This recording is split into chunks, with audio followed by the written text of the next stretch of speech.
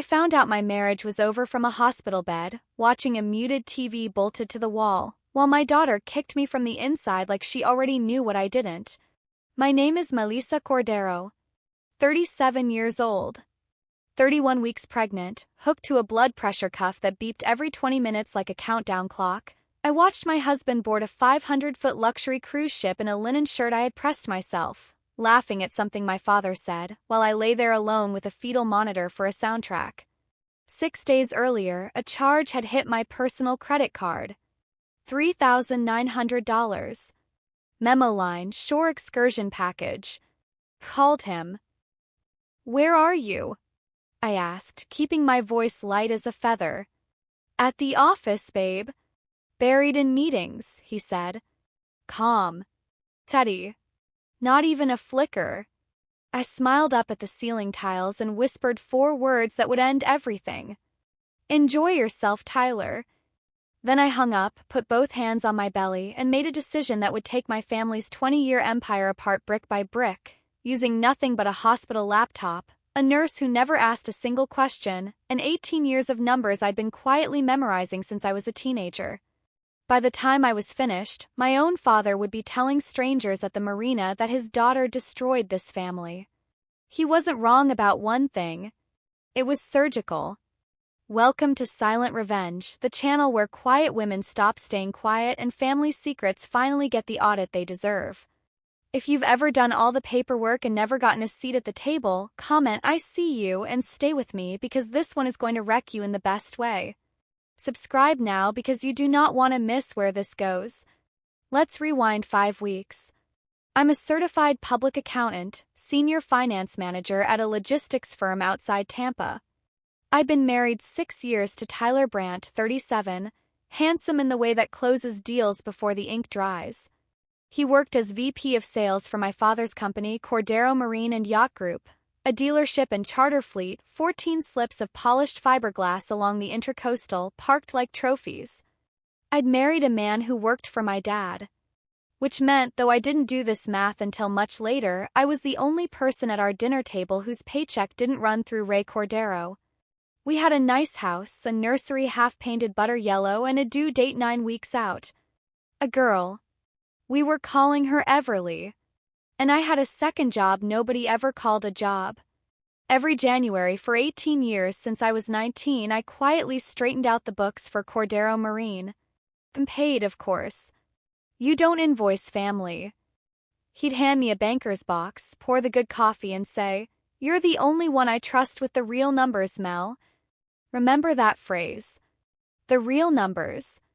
In my family, January was how I proved I loved them, reconciled to the penny, signed where the preparer signs.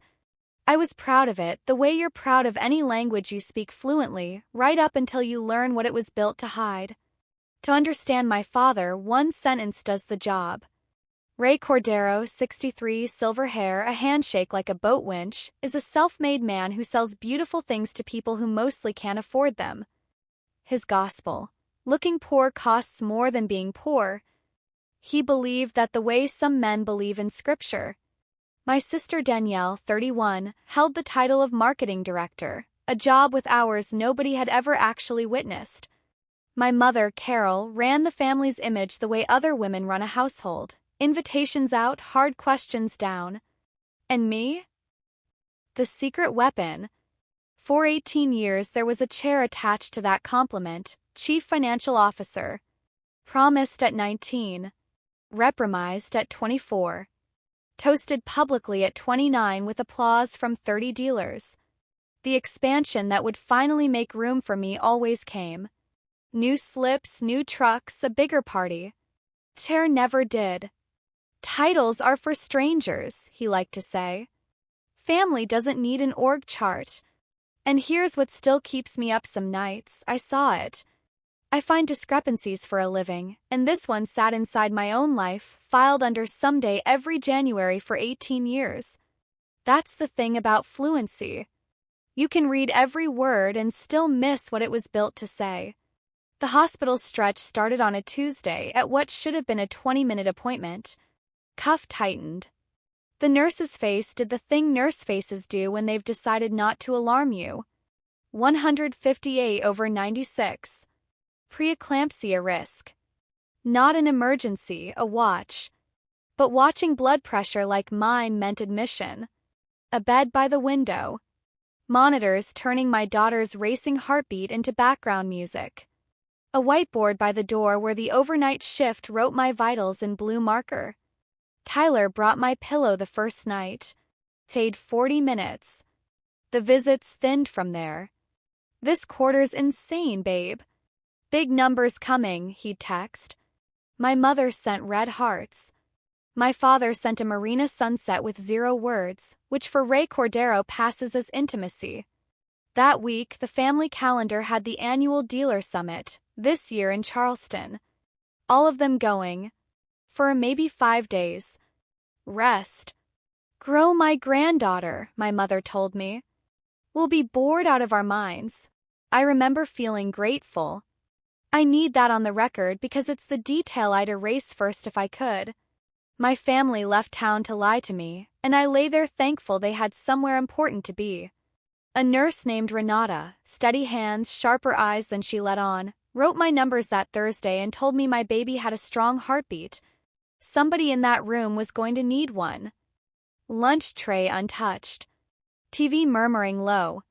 The noon segment ran a fluff piece, a brand new luxury liner setting off on her maiden voyage out of Charleston. Champagne, streamers, a reporter grinning too hard.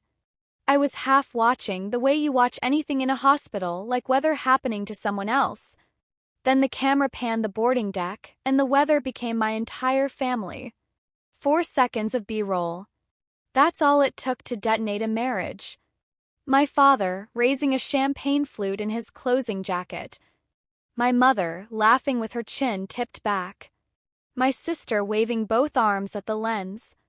And Tyler, my husband, in the pale blue linen shirt I had personally ironed and hung on our closet door before I got admitted. Laughing, head thrown back. "An unforgettable send-off," the reporter said. A flooring commercial rolled in behind it, cheerful and oblivious. I sat very still, the kind of still your body goes when it already knows something your mind hasn't caught up to yet. Then, hands shaking, I checked my phone. Charge alert had actually come through 6 days earlier. I'd swiped it away mid-appointment without reading it. $3,900. My personal card. Not our joint account. Mine. I called Tyler. He picked up on the second ring, easy as a Sunday. "Hey, babe. Where are you?" There was a half beat. The smallest possible pause, the kind only auditors and wives are trained to hear. "At the office," he said. Calmly. I smiled at the ceiling tiles and whispered, "Enjoy yourself." Then I hung up before he could add a single decorative detail. Renata came in 2 minutes later. 162/98. She looked at me. I looked at the ceiling. "I'm going to need my laptop," I said. Here's what I did not do. I didn't call my mother screaming. Didn't call the cruise line. Didn't post a single word, cry to a friend, or throw my phone at that commercial. My neighbor Asha, keeper of our spare key, asker of 0 questions, dropped my laptop at the nurse's station the next morning. Tyler texted a heart emoji. "Glad you've got your projects, babe." Slammed with meetings. The ship, I'd learn, was docked in Nassau that day. The meetings were a swim-up bar. I opened the laptop and did what I'd done every January for 18 years. Started with what I could verify. Our joint accounts first, mine by legal right too. One evening in, there it was. Patient as sediment. $31,200. Moved out over 22 months. 14 transfers. Each memoed CMY Bridge. Bridge. Money quietly walking out of my marriage into my father's company, one plank at a time, so slow I never felt the floor move. Cruise charge sat on my personal card. Tyler had been an authorized user since our honeymoon. 'Cause that's what trust looks like at 31 before you learn what a red flag costs. I didn't cut him off the card that night, though my thumb hovered. Auditors don't spook the account before the count is finished. Instead, a fresh spreadsheet, named plainly the way I name everything. Household underscores. Column A, what I'd been told. Column B, what the record said. The oldest report in my profession. It has ended more marriages than any private investigator ever could. The second night, I went where I probably should have gone years earlier. The company's shared drive, legally, boringly, with credentials my father renewed every January. I wasn't hunting. I was preparing. There, in the folder tree, was something new. A folder titled RC_Private. My father is not a details man. That was always my department. He must have synced his private bookkeeping into the company drive by accident. I stared at that name a long time. Then I clicked, because my signature had been on this company's paperwork for 18 years. Whatever lived in there lived under my name too. Inside was the real charter fleet ledger. I knew the fake one intimately. I'd polished it every January. Cash receipts, modest and tidy. A charming little side hustle. The real one ran a second column I'd never seen. Cash charters. Bachelor weekends. Fishing trips. Sunset weddings. Hundreds of them. Years of them. None of it anywhere in anything I'd ever been handed. I sat with my daughter's heartbeat galloping through the monitor, scrolling 5 years of 2 truths, and finally understood every January I'd ever worked. I hadn't been tidying my family's books. I had been painting them. On 5 years of tax filings, in the box that reads Preparer was my own signature. Good faith is a real defense, right up until the moment you learn the truth and stay quiet anyway. After that, every silent week converts a victim into an accomplice. Slowly. Like interest. I called a tax attorney named Priya Shah, a woman I'd known since a seminar a decade back, who answers the phone like she's already read your file. I talked for 11 minutes. She was quiet for 30 seconds. Melissa, I need you to hear the order of events. Your marriage is a problem for later. Your CPA license is a problem for right now. You're on train tracks, 8 months pregnant, and the train is called knowledge. We document when you learned. We correct anything with your signature. What you don't get to do anymore is nothing. I hung up and stared at the whiteboard, my daughter's heartbeat galloping underneath. If you've ever done free labor for family and then found out exactly what it was funding, tell me below. I need to know how you carried it. Me? I built a file. This time, the client was myself. Sunday night, Tyler video called. Plain wall, a lamp, the corner of what he'd angled to look like an office. Sunburned nose, golf with the Charleston guys, he'd explain later. He asked about my pressure, the baby, called her our little line item. I watched him perform exhaustion for the camera, rubbed eyes, a collar loosened for the call, not because of it. Behind his voice, a low steady hum I couldn't place, engines. Then, far off, unmistakable to anyone raised near a working port, a ship's horn. One long note. Tyler didn't flinch. He'd stopped hearing it days ago. I didn't flinch either. "How's my girl?" he asked. I put my hand on my belly and said, "We're fine." 2 words. The first lie I'd ever told my husband.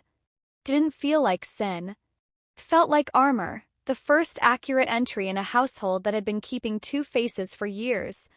He blew a kiss to the lens. I watched myself blow one back on the preview screen. She'd learned from watching the best. The family group chat that week was a masterclass. My mother posted a generic conference lobby. "Day 2, your father's charming everyone." Tyler added thumbs up to everything, the ellipsis of a man conserving his lies. Then Wednesday evening my mother slipped. A sunset over a ship's rail, wake trailing behind. Gorgeous evening here. 40 seconds later, gone. Deleted. I didn't screenshot it. I reached for the legal pad Renata had scavenged and wrote, 7:41 p.m. Sunset photo, ship's rail, deleted within the minute. A record. Not a weapon. Until 7:41, some part of me still believed this was purely Tyler's sin, that my parents were bystanders, maybe fooled too. But my mother deleted that photo in 40 seconds. You don't delete what you don't already know is a lie. They all knew. The whole boat knew. I spent the quiet days remembering. 19, my first January, I found $1,100 in avoidable fees, and he told the whole marina his daughter had the sharpest eyes in the state. I lived off that sentence for a year. 24, the CFO chair promised over a Christmas ham. The expansion came the following spring, 2 new slips and an ice sculpture. The chair didn't. 29, my father raised his glass to me in front of 30 men, called me the company's secret weapon. I glowed like a fool while the word secret did all the real work. A weapon that stays secret gets used, gets clean, gets put back in the drawer. Doesn't get a title, a salary, or a seat. I totaled the column I'd carried forward for 18 years. The balance, a controller's job for nearly 2 decades, unpaid, for a company that flew my husband to a private island on my credit card while I grew their granddaughter in a monitored bed. My pressure held steady that day. Renata said, sometimes the body calms down once the mind stops arguing with the evidence. Patterns kept coming. $1.1 million in unreported cash over 5 years in the real charter ledger. A marketing assistant on payroll, $92,000 a year, no email, no time cards, no photo at a single company event, with a direct deposit account whose last 4 digits I recognized because I'd helped my sister open that exact account at 22. My sister's assistant was my sister, wearing a name like a coat. Fuel invoices with dates shuffled between fiscal years. A consulting line mapping dollar for dollar onto my parents' country club dues. This was never just a marriage problem. This was a federal problem wearing boat shoes. And my clean 20-year professional name was signed underneath 5 years of its cover story. My daughter kicked hard like a co-signature. I know, I told her. We're not staying. My mother came 2 days before the ship sailed home, flown back early from Nassau, though the official story stayed, Charleston wrapped up early. She didn't know I knew there'd ever been a ship at all. She brought peonies, my favorite, which felt like a receipt for something. She's not a good liar in person. Her hands kept smoothing my blanket like she could iron the conversation flat. Then, mid-sentence about the nursery, she stopped. Looked at the monitor. Something in her face gave way. Your father, she said, and stopped. Started again. The Reynolds were on that sailing. Big dealership money. He said we had to be seen there. I said nothing. Rule 1 of an audit, when they start talking, stop helping. You know the story, she said, quieter. You don't know all of it. He was 12. The finance company took his father's truck right in front of his whole school bus stop. Chains and everything. He told me one time in 40 years, that the sound of those chains is the only thing he's ever been afraid of. He's kept that promise never to hear it again for 50 years. She left before visiting hours ended. I lay there doing the terrible arithmetic of compassion, a boy with a lunchbox and a head full of chains, who grew up and spent everyone he loved to keep that sound out forever. Understanding a thing only prices it. It doesn't pay for it. The next morning, I asked Renata for a favor. She was updating the whiteboard in her square blue capitals. I asked her to add 1 line at the bottom. What's the line? The 14th. Just that. She held my eyes. She'd taken my pressure the day the news aired. She was, I'm certain, the only person who'd assembled the whole picture without a word from me. She uncapped the marker and wrote it, square and blue, under my daughter's heart rate. The 14th. Nobody asked. Doctors read my vitals every morning with the date of a docking ship sitting underneath like a footnote. But I saw it every time I opened my eyes, the day the ship came home. The day my husband would sit on my bed smelling of duty-free cologne and tell me about Charleston. I had a parallel clock now, too. My doctor had started saying induction. Week 36 if my numbers held. 2 arrivals coming on 2 docks. One of them was mine. Boats always come back, Renata said, capping the marker. That's the thing about boats.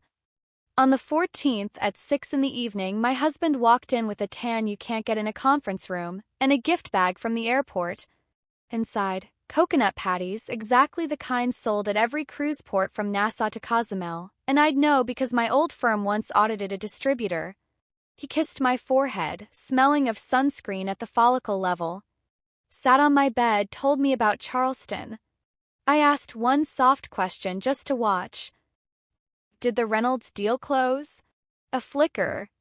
The name had come off a guest manifest, not a conference schedule.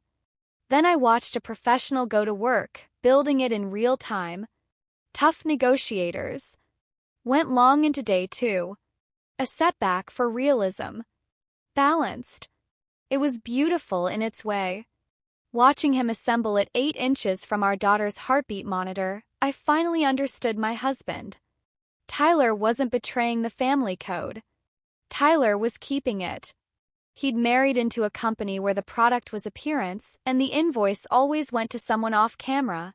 He'd been promoted. I was the someone. He ate a coconut patty himself, complaining about traffic.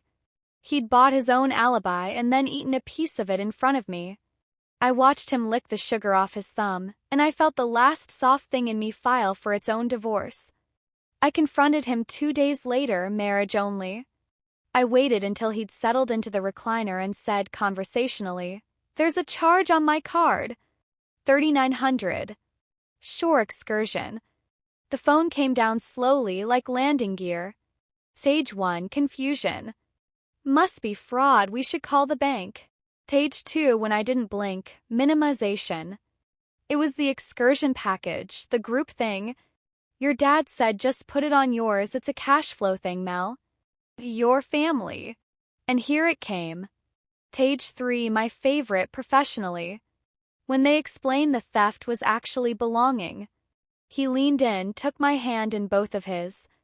Babe, I'm married into this family. Your family's money is our money. I'm married into this family. Not you. Not us. I heard the entire org chart in one sentence. My father at the top, the boats below, then Tyler rising, and somewhere down in unpaid operations, me. The department that does the paying. He rubbed my knuckles. You look tired. You shouldn't be stressing about money right now. That was the moment the marriage actually ended. Not the broadcast. Not the horn. That thumb. That tenderness, a man soothing the account he was draining. My father called the next evening. Not to confess, men like him renegotiate. Talk to me, sweetheart, he opened, warm and amused. Your husband says you're upset about logistics. Logistics. $1.1 million in unreported cash. A ghost on the payroll. My signature on 5 years of fiction. Cruise on my card. What do you want? CFO title? Done. Points? 15% drawn up this week. Don't think like an accountant right now. Here's the hinge the whole story swings on. Nothing happened inside me. That's the event. Nothing. The chair I'd wanted since 19 floated past on the phone line, real at last, offered at last, and it drifted by like a boat I wasn't on. It had taken him 18 years and 1 threatened audit. Love had nothing to do with it. My sister texted mid-call, "Don't do drama while you're pregnant." My mother sent a red heart into the silence. Has anything you'd wanted your whole life ever been offered to you as a bribe? Tell me below, because my father was about to put that exact offer in writing in leather next to my daughter's bassinet. 2 days later, my drive access died. My sister had finally checked the logs, seen my activities stacked up like gulls on a piling. Folders went dark one by one, revoked after 18 years like canceling a gym membership. They were too late in a way they couldn't imagine. Not because I'd raced them. Because of a habit older than any of it. I'm a preparer. Preparers keep copies of everything they prepare and everything they prepared it from. 18 Januaries of work papers sat in my own archive. Dated. Backed up. Mine. You can revoke a login. You can't revoke a filing cabinet. That night, my father called again. The salesman was gone. What was left was lower, colder, the voice that talks to him in his sleep in a language made of chains. Think very carefully, Melissa. Your signature is on 5 years of this. This boat goes down, it goes down with all hands. He thought he was tying me to the mast. What he'd actually done was read out loud the last reason I had for staying quiet. If my name was already on the boat, silence wasn't safety. It was just going down slower. "Good night, Dad," I said and reached for the legal pad. Priya laid out the map the next morning. 3 tracks. 1 you. We document your timeline, amend everything with your signature. 2 the company. A formal IRS disclosure through counsel. Takes years, pays nothing. It's the cleanest way to put the truth somewhere your family can't charm it or bury it. 3 the marriage. Financial infidelity, paper trail a mile long. He'll be ordered to make it right, shocked, because men like Tyler are always shocked when a ledger runs in both directions. She looked at me, 8 months pregnant, hospital gown. The only thing you decide this week is nothing. You deliver a healthy baby. The paperwork stays true after she's born. Truth keeps, Melissa. It's the only thing in your family that does. My daughter had other plans for the schedule. Apparently it runs in the family now. 36 weeks and 1 day my pressure spiked past arguing with, and my doctor finally said the word, induction. 14 hours. Tyler performed husband beautifully in the hallway, coffee runs, group chat updates. I let him because I had exactly one job that night and it wasn't him. 4:12 a.m. Everly Corderabrandt arrived. 5 pounds 9, red-faced, furious about the change in accommodations. They laid her on my chest, skin to skin, and the room fell away. I looked at her, brand new and signed, not one entry made yet, and I heard, clear as marker on a whiteboard, the lesson my family already had waiting for this girl. Be useful, be loved. Balance their books and call it belonging. Keep the January, lose the seat. Somewhere down the hall, my phone buzzed with red hearts from a woman who deleted a sunset in 40 seconds. I held my daughter's whole spine in one hand and a door inside me swung shut. No slam. Just a click. Not you, I told her, while Tyler told someone in the hallway we were all doing great. They're going to teach you that love is a job. Not you, baby girl. We're off that payroll. My father came on day 2. Blazer, Marina cologne, a stuffed manatee bigger than the baby. For 1 minute, I'll give him that minute free. He was just a grandfather and his eyes did something unrehearsed. I saw the 12-year-old with the lunchbox looking out at all this new, undeserved wealth. Then he set Everly down, opened his briefcase, and took out a leather folder. I watched the grandfather leave the room while the body stayed. I had this drawn up properly, he said, sliding it onto the table. It was real. Chief Financial Officer. 20% equity. A salary with a comma I'd never seen attached to my own name. My chair at last in writing, his signature already dried above the blank line where mine would go. And tucked in the fine print, dressed in the nicest legal language money can rent, the executive will lead a comprehensive review and standardization of the company's financial records for the preceding 5 years. Standardization. 18 years I'd been their secret weapon for free. Now the offer to do it formally for equity with the cover-up built directly into the job description. Family is forever, sweetheart, he said, patting the leather. This seat was always yours. Tyler launched the apology tour. Flowers daily, peonies, meaning he'd asked my mother, which tells you everything about 6 years of marriage. Day 3, midnight, he cried real tears. This story doesn't need him to be a monster. It needs him to be exactly what he was. He said he'd gotten swept up. That my father builds a world you live in before you notice you moved. And this part one believed completely. He'd never once thought of the charges as stealing. Morning came and Priya sent one line. Flag, day of Everly's birth. $9,000 pulled from joint account. Memo retainer. While I was in hour 14 of labor, my husband had wept at my bedside with his own divorce lawyer already funded from our grocery money. Both things were true at once, the tears and the transfer. In the family I'd married into, both books are always true. You just never show them to the same person. I texted Priya one word: proceed. 3 in the morning, 5 days in. Everly asleep on my chest, tiny fists up like a boxer. The leather folder catching the hallway light. I ran both scenarios one final time. Column A, sign it. Everly grows up with a marina and grandparents. My mother keeps pretending, the only home she's ever lived in. I get the title, the comma, the seat, everything since 19. And all it costs is exactly what I've done every January for 18 years, now with equity attached. That sentence saved me. Exactly what you've done every January for 18 years. Column A wasn't a new life.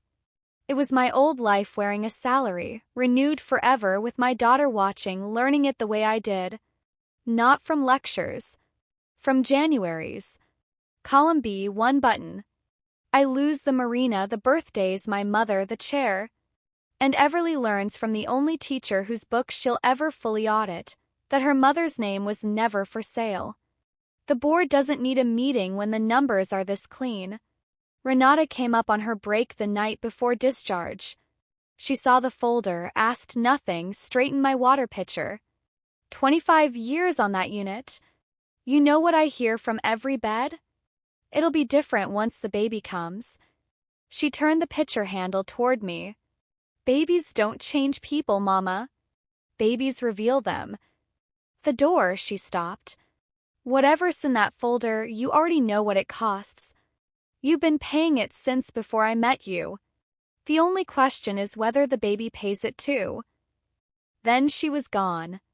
I opened the laptop, logged into the portal where 3 weeks of work sat finished, waiting on exactly one thing, my authorization. I texted my father, come by tomorrow at 4. I'll have your answer. I spent the day building the room. Not for theater, but how you stage a signing matters. The folder, squared on the table, his pen clipped to it like a flag. My laptop beside it dimmed. Between them, the bassinet. Priya called at 3. You click submit, I'm counsel of record, nothing legally changes after. You'll be safe, documented, done. Or you don't click and we talk about track 1 alone. Even then, she left me an exit. Everyone kept handing me exits that month. I kept not wanting them. At 4 exactly, my father has never once been late to a closing, 2 brisk knuckles on the door. Come in, Dad. He went to the bassinet first. For 1 minute, he was just a grandfather. She's got the Cordero chin, he said. God help her.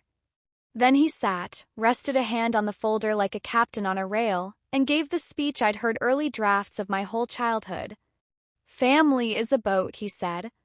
The water out there doesn't love you. Banks, government, strangers. Everything wants a piece of the hull. But inside, we're warm, we're dry, and we do not ever leave the boat. Your grandfather lost his truck, dragged off on chains in front of my whole school. Everything I've built since was so nobody in this family would ever hear that sound again. He unclipped the pen, set it down with a tiny click. Sign it, sweetheart. Fix the past, it's just cleanup. Everything goes back to what it was. Like none of this happened. For 2 full seconds, that sentence sounded like rest. I didn't argue with the speech, you can't outclose a closer. Instead, 3 questions in my flattest month-end voice. Has this seat existed since I was 19? Or since the night you found out what I'd read? Sweetheart, does it matter? It's here now. The marketing assistant. 92,000, 5 years running. Who cashes it? His eyes flicked to the bassinet, checking whether the witness was old enough to testify. Danielle works hard in ways you don't see. An answer that was itself an audit finding. If I sign this and standardize 5 years of records when the numbers get questioned, Dad, because they always do, whose name answers the door? Yours? Danielle's? Tyler's? Or is that what the seed is actually for? Silence. There it was, the thing under the leather. The chair I'd wanted my whole adult life was a named position in front of a fire. Title, a comma, a blast radius. He reached for his last tool, soft as a hymn. Your signature's already on 5 years of this. We sink together or we sail together. I stood, one hand on the bassinet rail, not for drama because I needed to physically hold the reason. 18 years, Dad. Every January, every cleanup. You always wanted my numbers. You never wanted my name. My numbers stayed in the family. My name stayed off the door. The weapon only stays useful as long as it stays secret. I turned the laptop toward him, brightened the screen. His company's name sitting inside a government portal like a boat already in chains. You always said looking poor costs more than being poor. We're finally going to find out which one actually costs more.